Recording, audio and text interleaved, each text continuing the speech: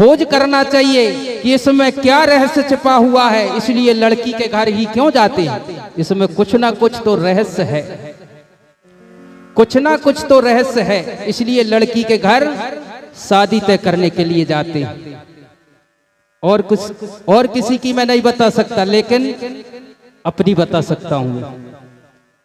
और की व्यवस्था क्या है वो जाने, लेकिन हमारी व्यवस्था क्या है। आप किसी पंचांग के चक्कर में ना पड़े। आपका पंचांग क्या है? आपका पंचांग है पहाड़ा। पहाड़ा है आपका पंचांग, और आपका पंचांग है आपके ये पंचगंगा माई, और कोई नहीं है। आप पंचांग के चक्कर में ना पड़े और शादी तय करवा लेते हैं। आपको पता है शादी तो आप तय करवा लेते हैं, किन्हीं से भी मुहूर्त निकलवा लेते हैं। क्या वो सही मुहूर्त है? अपने भूमिकाओं का सत्संग करो, अपने कोया पुणे में दर्शन का सत्संग करो, तभी तो हमको सत्य की खोज होगी। कोया पुणे में दर्शन में, गौड़ी धर्म दर्शन में बताया गया है कि लड़की के घर इसलिए रिश्ता तय करने के लिए जाते हैं। ध्यान पूर्वक सुन लेना, क्योंकि हम देवा धामी के पूजने वाले होते हैं।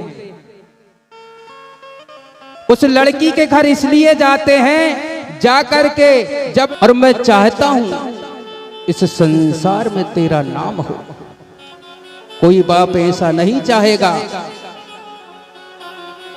कोई बाप ऐसा नहीं चाहेगा कि उसका बेटा नकारा हो, नाकामी हो, निर्गुणी हो। तेरे विचार अति उत्तम हैं, इसलिए हे बेटा, सगा समाज के कल्याण के लिए अगर तू इस सुनमुन द्वीप का भ्रमण करना चाहता है तो जा, खोज कर सत्य क्या है, सत्य का सार क्या है, खोज कर। इतने वचन सुन करके और कुपार क्या करता है? पुणे में दर्शन में बताया गया है भैया, कहीं भी जाइए, कहीं भी अगर जाते हैं, किसी भी कार्य के लिए अगर जाते हैं,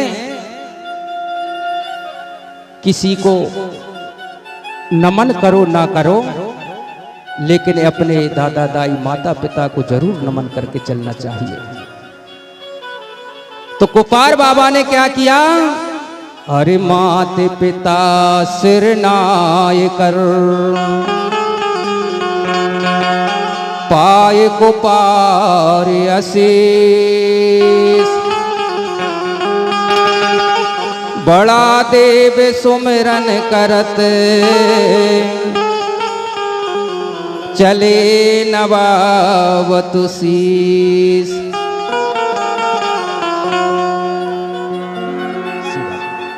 कुफार बाबा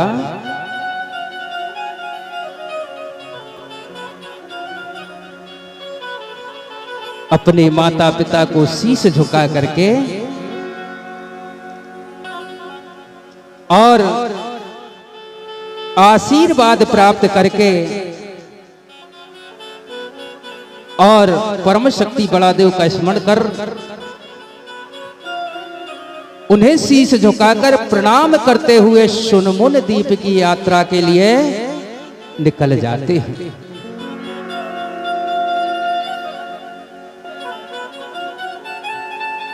चलिए इस कोया पुणे दर्शन में सहयोग दुर्जन सिंह जी बारीवा जो ग्राम इटुआ से हैं, इन्होंने इस कोया पुणे में पंडाल के लिए, इस कार्यक्रम के लिए 200 रुपये 201 रुपये का सहयोग दिया है। और लाल सिंह जी बाड़ीवा जो भी इटुआ से हैं, इन्होंने इस कार्यक्रम के लिए 101 रुपये की राशि दी है।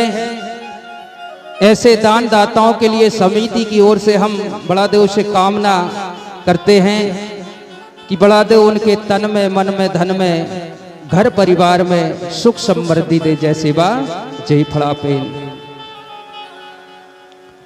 तो कुपार बाबा अपने माता पिता को शीश झुका करके और परम शक्ति को प्रणाम करके और सुनमुन द्वीप की यात्रा के लिए निकल जाते हैं।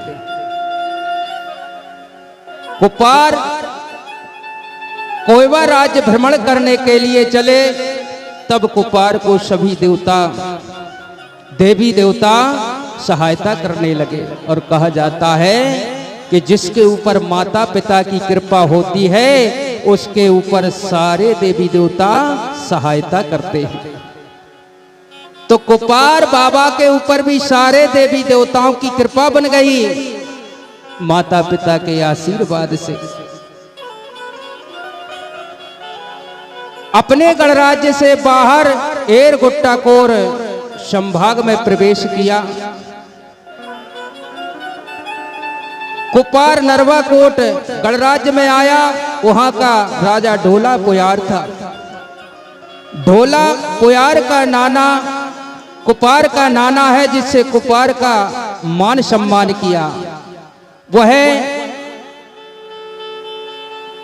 राजा ढोला पोयार अपने पुत्री का सुपुत्र पहचान कर घूमने के लिए आज्ञा प्रदान किया। कुपार गड़ा कटंगा नादा कोट पाताल कोट का भ्रमण किया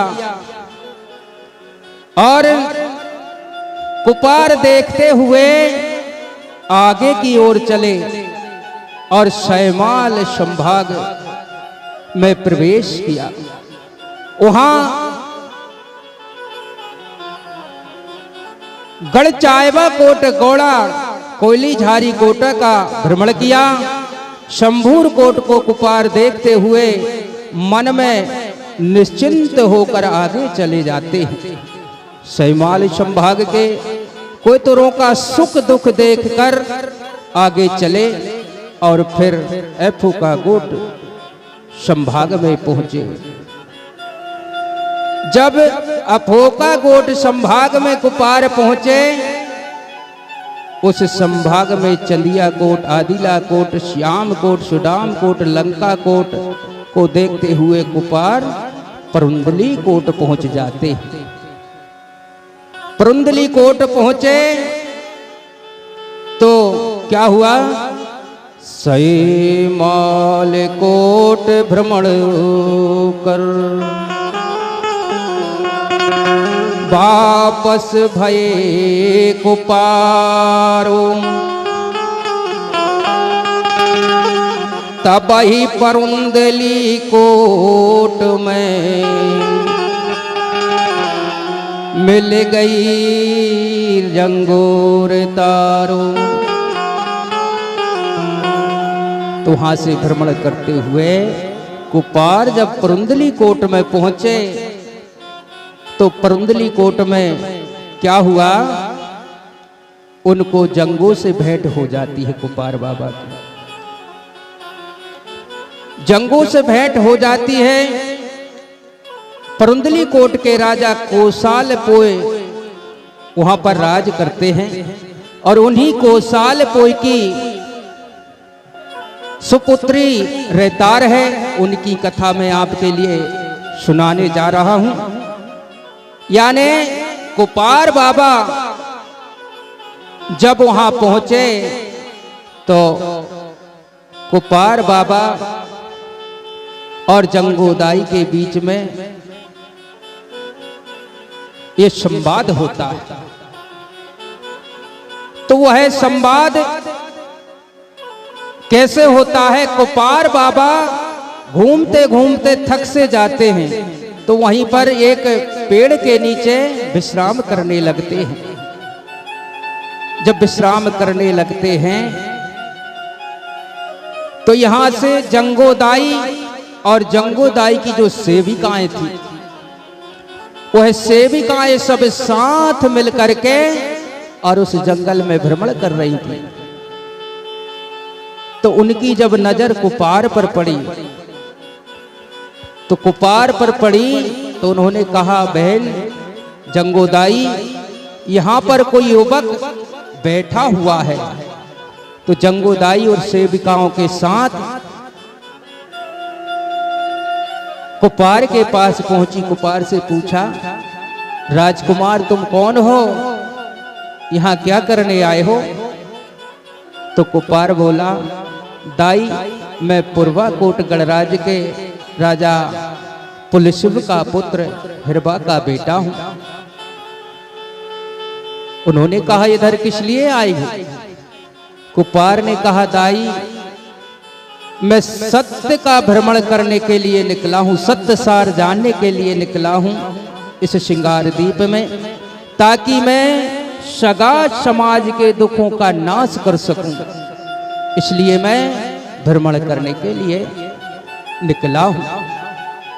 फिर कुपार ने कहा, दाई तुम कौन हो और यहां जंगल में आप क्या कर रही हैं? तो वह जंगोदाई सारा वृतांत कुपार को सुनाती है। कहा, कुपार सुनो, मैं मेरे बारे में बताती हूं। तो कोसालपुर राजा, जहां जंगोदाई का जो ठिकाना था, ठिया था, वहां के राजा कौन थे? कोसालपुर। तो राजा कोसालपुर के राज में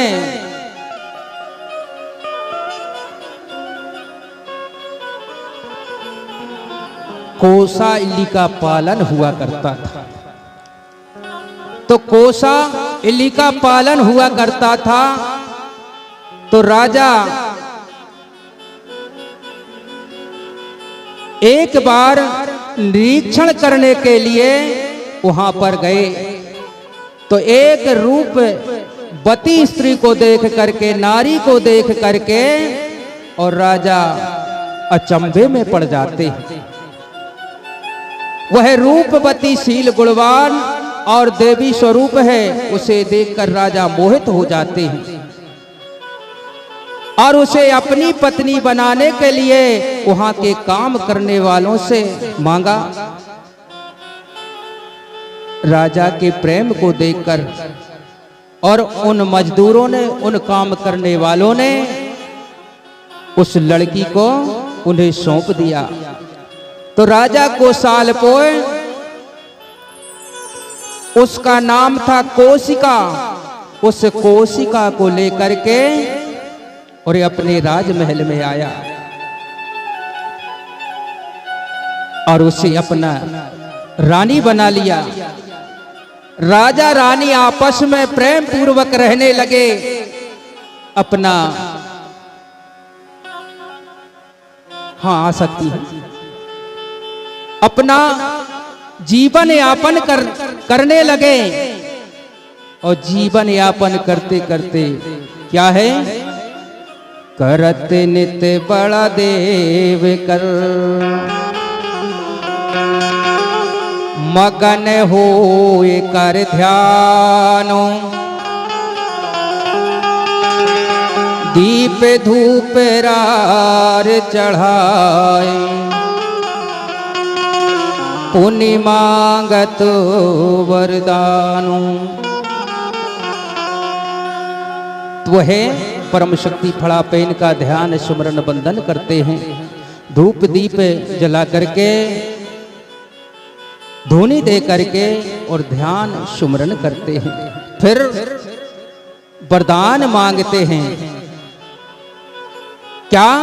अरे सुख में बीते तब कछु काला, अरे सुख में बीते तब कछु काला, पाए सो समय जन्मी के बाला।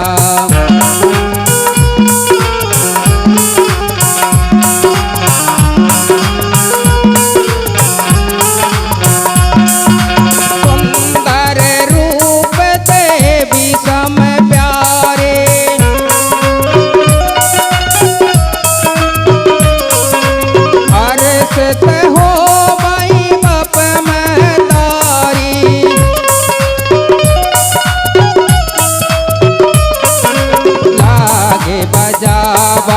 बाजे बाजा।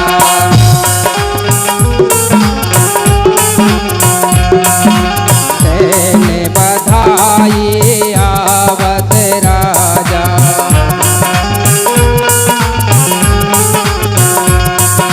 छठी दिवस नृप छठी करावा।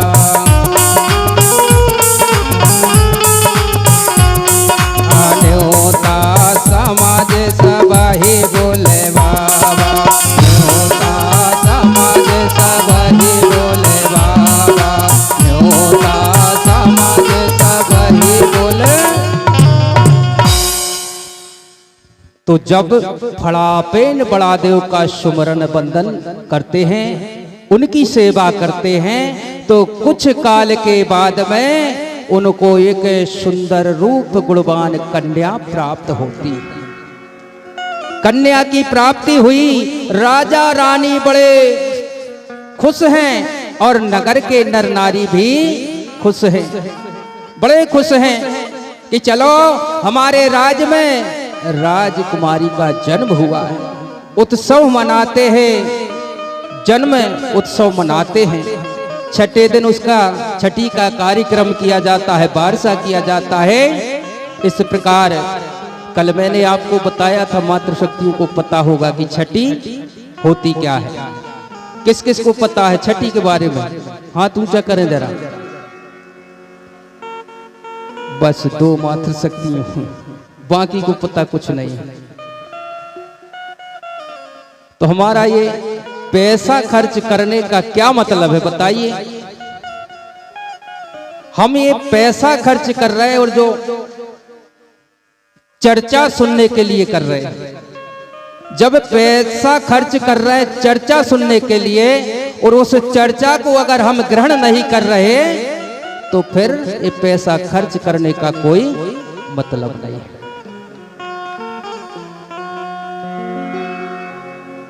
चलो ठीक है। तो राजा ने छठी का कार्यक्रम किया, नामकरण संस्कार किया। तो उनके घर में नातदार रिश्तेदार न्योतार आते हैं।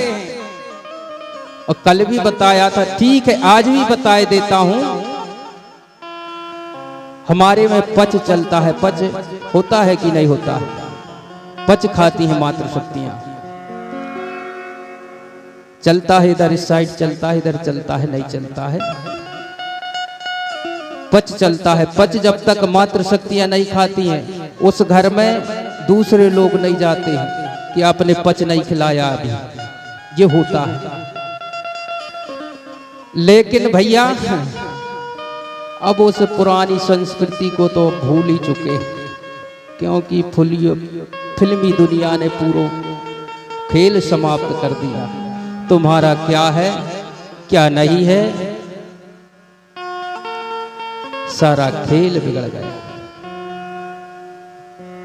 तो चलिए, जब उस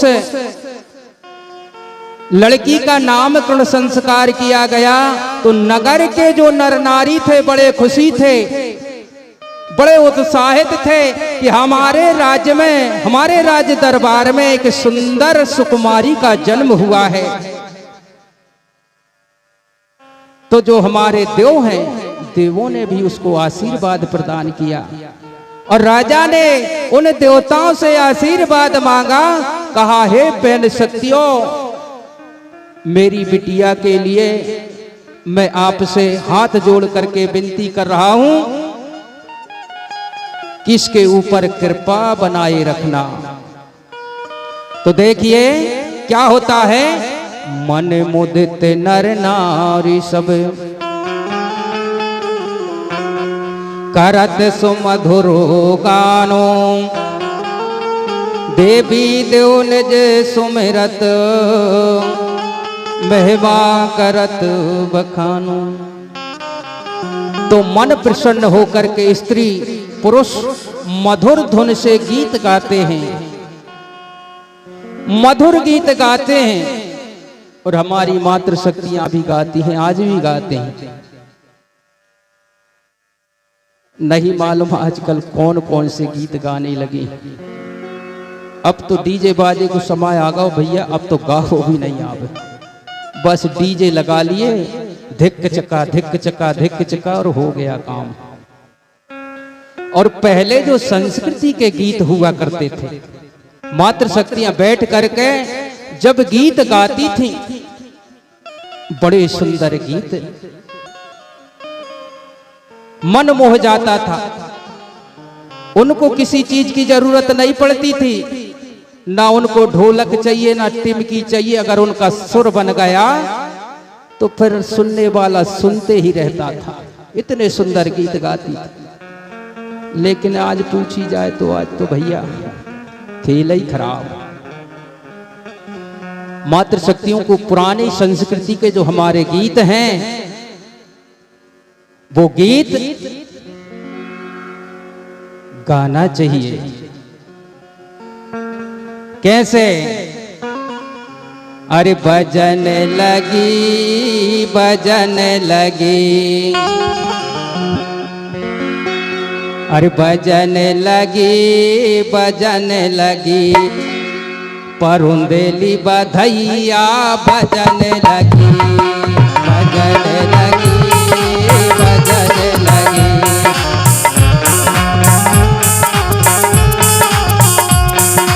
बजन लगी परुंदेली भैया बजन लगी, बजन लगी बजन लगी, परुंदल भैया बजन। मैं ज्यादा गीत नहीं लूंगा, कुछ लोगों को बुरा भी लगता है। देखो हमारी संस्कृति है, हमारी जो व्यवस्था है, हमारे गीतों में नाच गान ही है। हमारी कोया पुणे में संस्कृति में बगैर नाच गान के तो मजा नहीं आता भैया। जब तक हम मटकेंगे नहीं, हाथ नहीं मटकाएंगे, सिर नहीं मटकाएंगे, पैर नहीं मटकाएंगे, अपने शरीर को नहीं थिरकाएंगे, तब तक गीत गाना भी नहीं बनता है। ये है यार हमारी संस्कृति। लेकिन लोग उसी से विरोध करते कि आप नाचते क्यों? बगैर नाच गान के कुछ नहीं होता है। जब तक हमारे में, मैं बता रहा हूं, कोई सा भी गीत गाओगे तब तक हमारा शरीर बिल्कुल अर्पण नहीं होगा, हमारा मन एकाग्रित हो करके उसमें विलीन नहीं होगा, तब तक वो बिल्कुल नहीं बनता है भैया, बिल्कुल नहीं बनता है।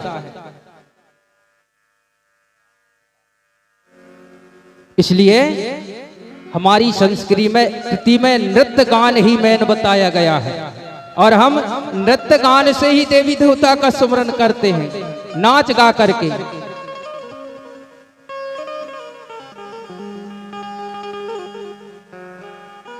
सुरेश शाह है उइके टांटरा वाले, इनकी तरफ से 2 किलो चावल कैलाश जी हरिजन जी ग्राम टाटरा, इनकी तरफ से इस कोया पुनेम के लिए 101 रुपए की राशि प्राप्त हुई है। हम बड़ा देव से कामना करते हैं ऐसे दान दाताओं के घर में बरकत लाए। जय सेवा, जय फड़ापेन, जय जोहार जोहार। बोल प्रकृति शक्ति फड़ापेनता। अब कचू कचूत भैया हाथ करना भी नहीं आता। हाथ इस प्रकार से होना चाहिए, इस प्रकार से कहा जाता है, बंधी मुट्ठी लाख की और खुली मुट्ठी खाक की। ये समझने की जरूरत है भैया। जब तक ये मुट्ठी नहीं बंधेगी तब तक आपका काम बनने वाला नहीं है। ये काम नहीं करेगा, ये भी नहीं करेगा। जब तक ये पांचों नहीं मिलेंगे, इन 5 को एक साथ बिठाना पड़ेगा भैया, तभी काम चलेगा। एक से काम चलने वाला नहीं है, एक तो कहीं ना कहीं टूट जाएगा। इसलिए हमको बंधी मुट्ठी रखना है, बंधी मुट्ठी। तो चलिए कुपार बाबा को जंगोदाई ये वृतांत बता रही है। और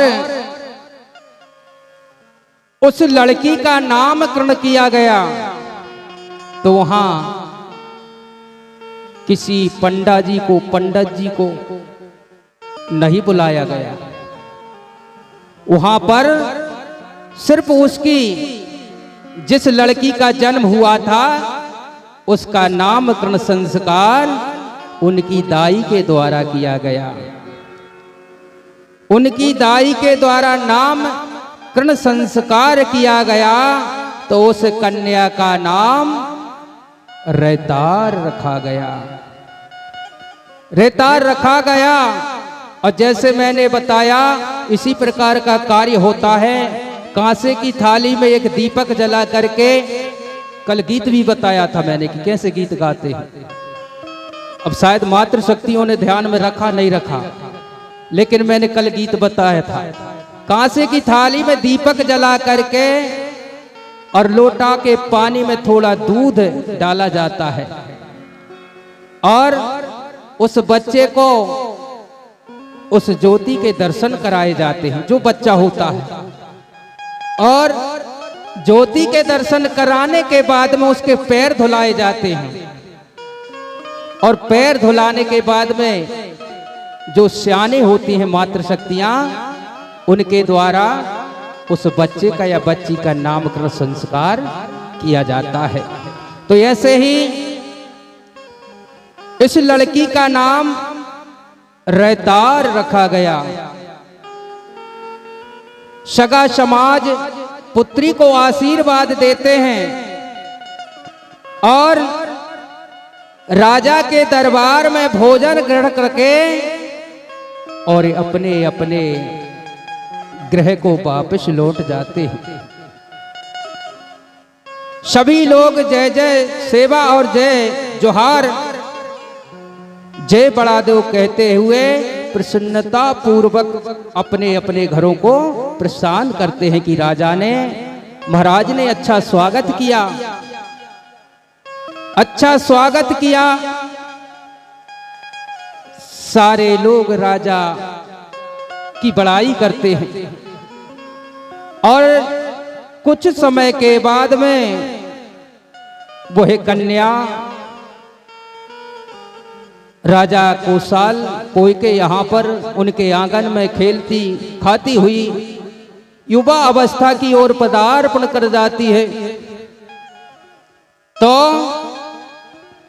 रेतार दाई के, जिसका नाम रेतार था, उसके माता पिता को सोच बढ़ जाता है, चिंता बढ़ जाती है कि हमारी पुत्री विवाह लायक हो गई है,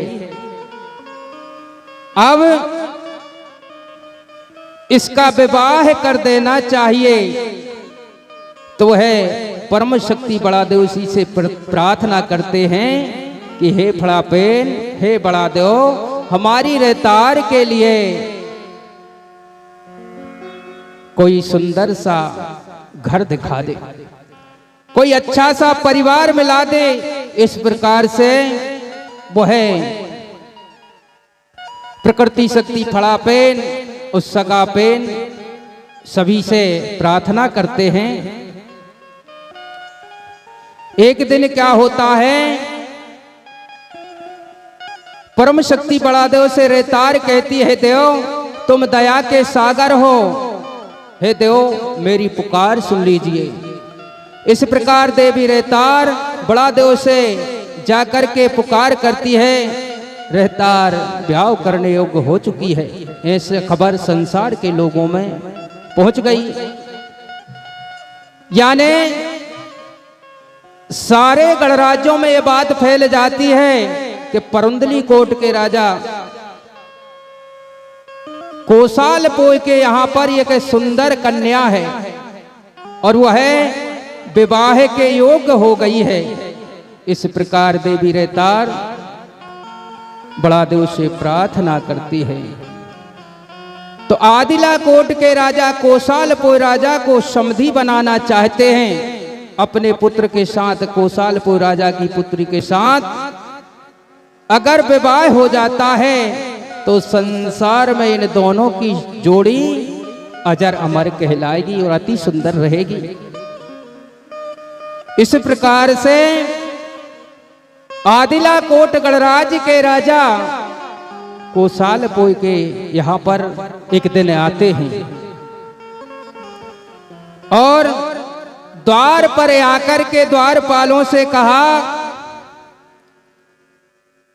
कि हे द्वारपालों, जाओ और राजा कोसाल पोय से कहना कि आदिला कोट गणराज के राजा आपसे मिलना चाहते हैं।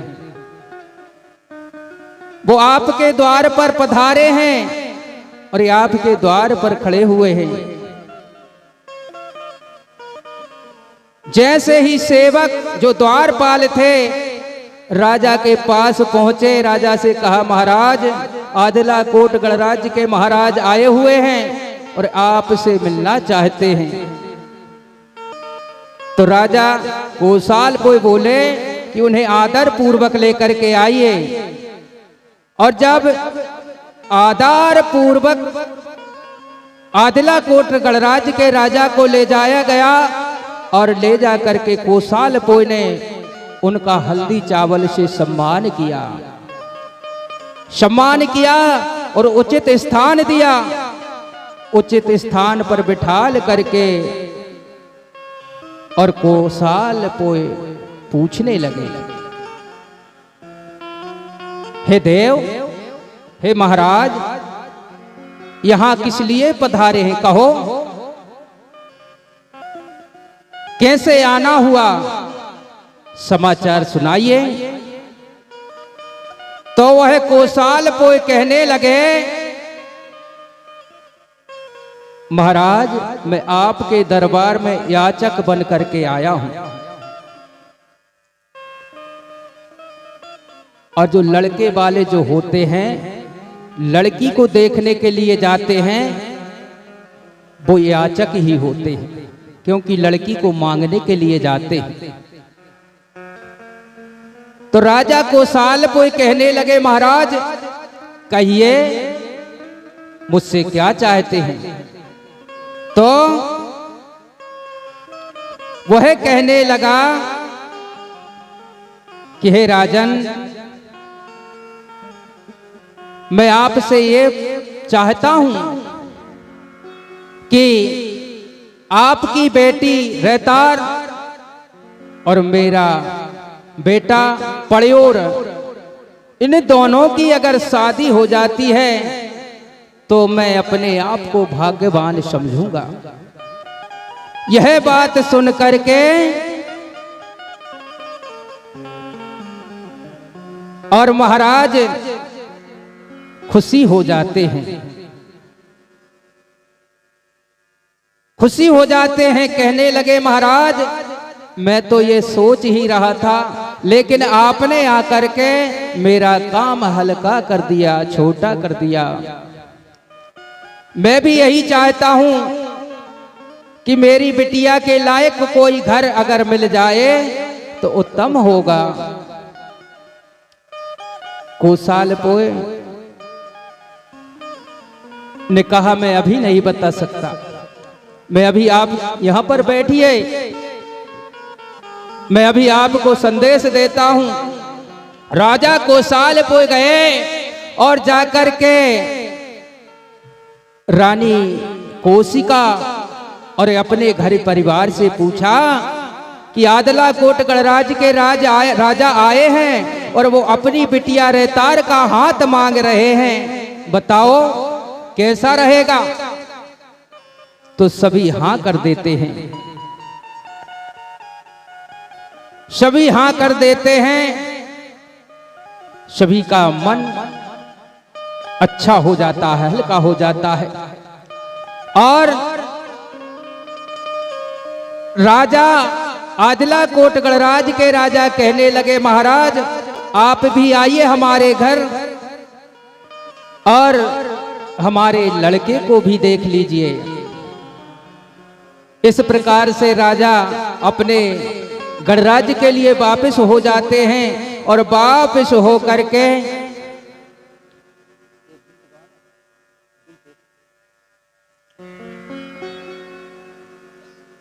अपने महल में आए और ये अपनी रानी जिनका नाम लकाई था, रानी लकाई से बोले,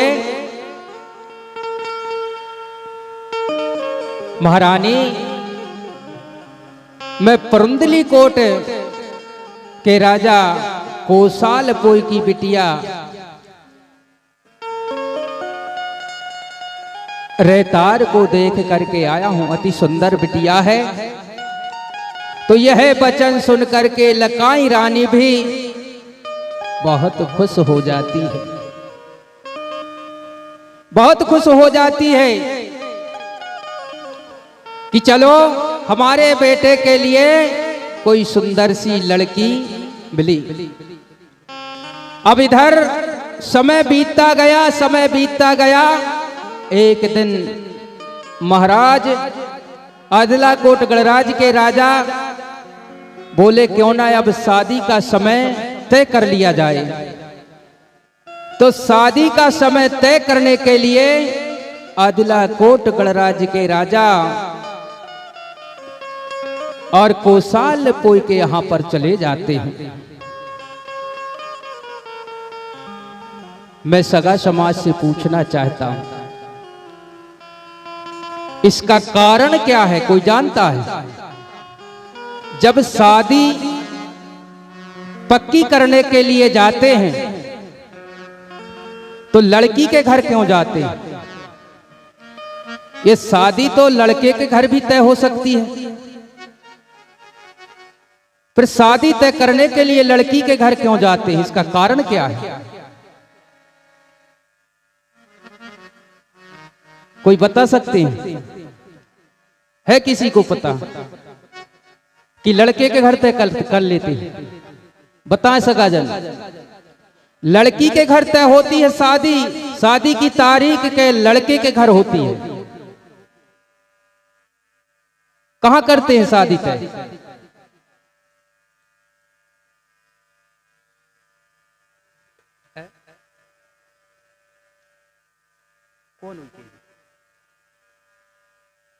बोलिए प्रकृति शक्ति फड़ा पेनता।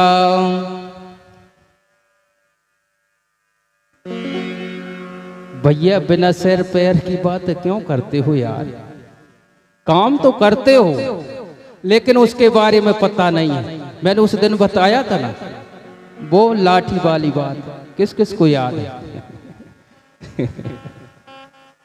लाठी, वो अंधा अंधी की लाठी। बस आप तो देख करके वो लाठी हिलाने में लगे हो, लेकिन ये पता नहीं कि हमारे दादा दाई इस लाठी को क्यों हिलाते थे। पता भी तो होना चाहिए, खोज करना चाहिए कि इसमें क्या रहस्य छिपा हुआ है। इसलिए लड़की के घर ही क्यों जाते हैं? इसमें कुछ ना कुछ तो रहस्य है, कुछ ना कुछ तो रहस्य है। इसलिए लड़की के घर शादी तय करने के लिए जाते हैं। और कुछ और किसी की मैं नहीं बता सकता, लेकिन अपनी बता सकता हूं। और की व्यवस्था क्या है वो जाने, लेकिन हमारी व्यवस्था क्या है? आप किसी पंचांग के चक्कर में ना पड़े। आपका पंचांग क्या है? आपका पंचांग है पहाड़ा। पहाड़ा है आपका पंचांग, और आपका पंचांग है आपके ये पंचगंगा माई, और कोई नहीं है। आप पंचांग के चक्कर में ना पड़े और शादी तय करवा लेते हैं। आपको पता है शादी तो आप तय करवा लेते हैं, किन्हीं से भी मुहूर्त निकलवा लेते हैं। क्या वो सही मुहूर्त है? अपने भूमिकाओं का सत्संग करो, अपने कोया पुणे में दर्शन का सत्संग करो, तभी तो हमको सत्य की खोज होगी। कोया पुणे में दर्शन में, गौड़ी धर्म दर्शन में बताया गया है कि लड़की के घर इसलिए रिश्ता तय करने के लिए जाते हैं। ध्यान पूर्वक सुन लेना, क्योंकि हम देवा धामी के पूजने वाले होते हैं। उस लड़की के घर इसलिए जाते हैं जाकर के जब पंच गंगा माई वहां पर बैठती है और बैठ करके गंगा माई के बीच वह दिन तारीख तय होती है, उस दिन तारीख को लिख करके, तुम्हारे अकेले से काम नहीं चलता है, लेकिन अब तो भैया उनसे पूछता ही नहीं है आप लोग, बस अपने मन को करबे में लगे। ये दुनिया है भैया, दुनिया। जीवन की गाड़ी दो पहिया से चलती है, एक से नहीं चलेगी, एक से तो धुसड़ ही एक तरफ, इसलिए दो ही से चलेगी। तो लड़की के घर इसलिए जाया जाता है, जो तारीख तय की जाती है, उस तारीख को तय करने के बाद मातृशक्तियों को सौंपा जाता है और मातृशक्तियों से पूछा जाता है कि ये तारीख शुभ है कि नहीं है, क्योंकि उस समय का पता मातृशक्ति को होता है, आप लोगों को नहीं होता। तो ताली बजाना पड़ेगा, क्योंकि हम देवाधामी का पूजन करते, विवाह शादी में हम अपने पेन शक्तियों का पूजन करते हैं। और अगर लड़की मासिक धर्म से, मासिक पीरियड से हो गई तो फिर वो सारी शादी बेकार है। तो फिर ताली बजाओ यार। कोई बताएगा आपको ये बात? कहीं मिलने वाली नहीं है। कर तो रहे हो, लेकिन ये मिलने वाली कहीं नहीं है। कोया पुणे में दर्शन का सत्संग करो तो आपको वो निचोड़ मिलेगा जिससे हम आज तक अनभिज्ञ थे।